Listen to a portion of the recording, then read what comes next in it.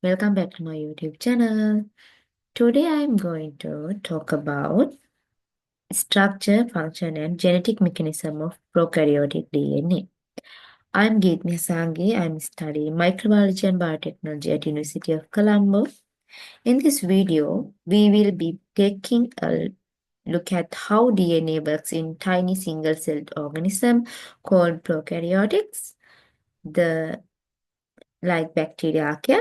We will explore how their DNA is structured, how they copy it, and how they control which genes are active. And we will also talk about how bacteria can share DNA with each others, sometime leading to things like antibiotic resistance. By the end of this video, we will have a clear understanding of fascinating ways prokaryotes manage their genetic material.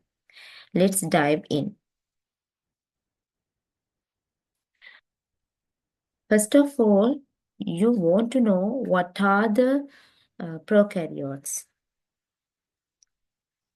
Prokaryotes are a single-celled organism without nucleus. Example, archaea and bacteria. This image represents a simplified tree of life showing the three domains of life, archaea, bacteria, and eukarya.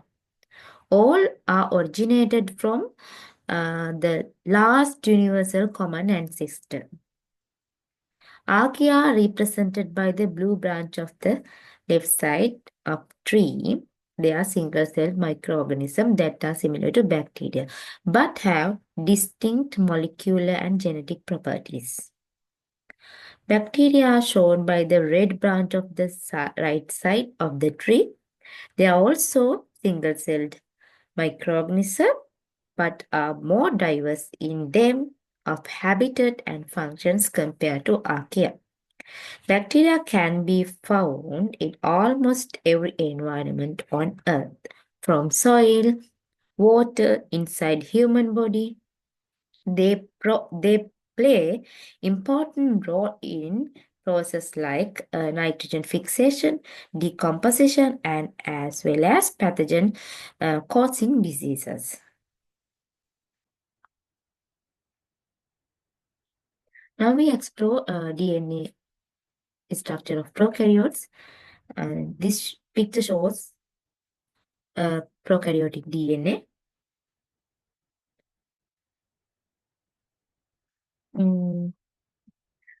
Chromosomes are circular double-stranded DNA compact by supercoiling. Plasmid, smaller circular DNA molecule independent on chromosomal DNA carrying additional gene, achieved through potential that help organize the DNA within the cell. This picture shows how DNA copies itself in bacteria, a process called DNA replication. Here is what's happening in each part of the diagram. First, this parent cell DNA, this is the original circular DNA inside the bacteria cell. DNA copying starts at a specific place called origin of replication, where a special protein called initiator begins this process. Okay. Next, replication process happen. An enzyme called helicase opens up the DNA, creating replication fork, which look like a Y shape. This fork always DNA to be copied. Another enzyme is called polymerase, help add new DNA pieces along each side of the open DNA, making new strand. This process continues all around the circle until DNA is completely copied. At the end of the replication, the cell now has two identical circular circles of DNA, one for each new daughter cell. Which of these daughter cells will have completely new copy of DNA, just like the original parental cell? So this diagram shows how bacteria can make exact copy of DNA before they are divided. allowing both new cells to have some genetic information. Now I discuss gene regulation and expression in prokaryotes, like E. coli. I will explain it to you through this picture. First of all, you can see a simple breakdown of the process. First one is transcriptional control and transcriptional control. The cell's DNA contain all the instruction of the making protein. RNA polymerase and enzyme read the DNA and creates RNA. This step is called transcription. Okay. By controlling when and how much RNA is made, the cell can regulate the protein production. Second step is translation control. The RNA serves as the template for making proteins in a process called translation. Ribosome, which are the cell's protein factories, read the RNA and build the protein. Understood? The cell can control how much protein is made by regulating the translation process. Okay. Last step is post-translational control. Once the proteins are made, they can be chemically modified. This modification can either increase or decrease the activity of the protein. This step allows the cell to fine-tune the function of the proteins as needed. This multi-step process ensures that the cell produces the right amount of each protein at the right time, which is essential for the proper functioning. Okay, let's move to the next slide. In this image, represent the regulation of the lactoferol, a system in bacteria E. coli that control the expression of gene involved in lactose metabolism. Now we look at how it works.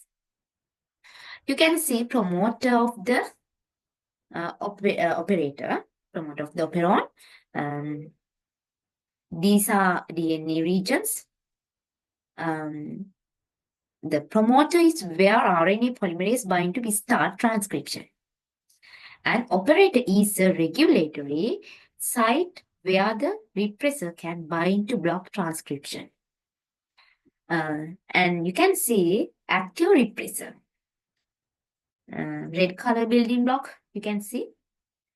In the absence of lactose, the repressor protein bind to the operator, preventing the RNA polymerase from transcribing the lac gene. This stops the production of enzyme needed to metabolize lactose. And you can see lactose acts as an inducer. When lactose is present, it binds to the repressor and inactivate it. This inactive repressor can no longer block the operator. As the result, within the repressor, inactive RNA polymerase transcribes the lactins, leading to the production of enzyme required to break down lactose.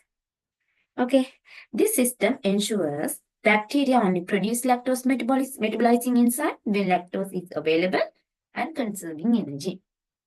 Understood? Okay.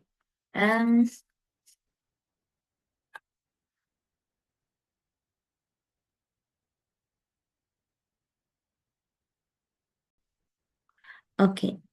Now we discuss the operon concept. What is an operon? It is a group of gene regulated together and transcribed as a single mRNA. You can see the promoter region in purple color. It is the binding site of the RNA polymerase, and red in color you can see operator. It is a binding site for repressor, and other green color segments X, Y, and Z are the structural gene. These are coding for proteins with related function. For example, lactoferrin and trapoferin in bacteria. Next, we move to the next slide. Extra chromosomal genetic elements are plasmid and transposons. Plasmid carry non-essential genes such as antibiotic-resistant genes and transposons as well as jumping genes are the DNA sequence that can move within and between DNA molecules, causing mutation or gene transfer. Now we discuss the recombination in bacteria. I will explain it briefly. This is the process in which bacteria exchange or integrate organic material to increase genetic diversity. Here are the some simply breakdown. First step is gene transfer. A fragment of DNA from the donor cell is introduced into the recipient cell. The recipient become partially diploid for that genetic segments having both donor and recipient version of the gene. Second step is double crossover happening. The donor DNA integrate into the recipient chromosome through two crossover event. The segment of the recipient chromosome is placed and the removed portion of degraded. The recipient now contains stable recombinant DNA. Right? In crossover recombinations, first step is gene transfer. Right? Similar to the two crossover process, donor DNA enters the recipient cell, forming a partially diploid bacterium. Second step is single crossover. Only one crossover occurs. Certain and unstable structure, the linear donor DNA remains separate, forming an unstable linear combination chromosome. Unstable linear recombinant chromosome, which is typically not viable. This process is essential for a bacteria adaptation and survival, allowing them to acquire new traits such as antibiotic resistance and metabolic function, and double crossover method results in stable integration while single crossover is not. Okay, these are some drug resistance in bacteria.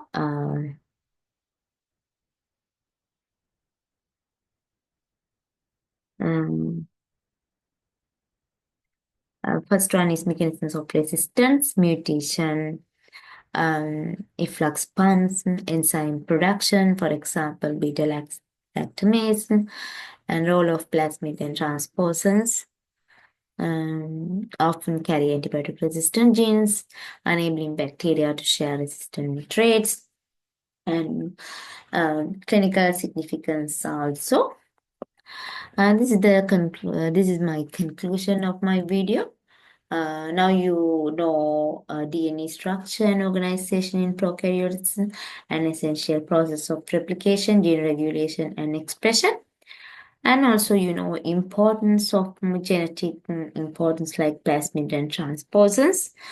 And I explain briefly mechanism of genetic recombination and its role in bacterial adaptability. And also I will talk the issue of antibiotic resistance in healthcare. This is the end of my video. Don't forget subscribe and thumbs up.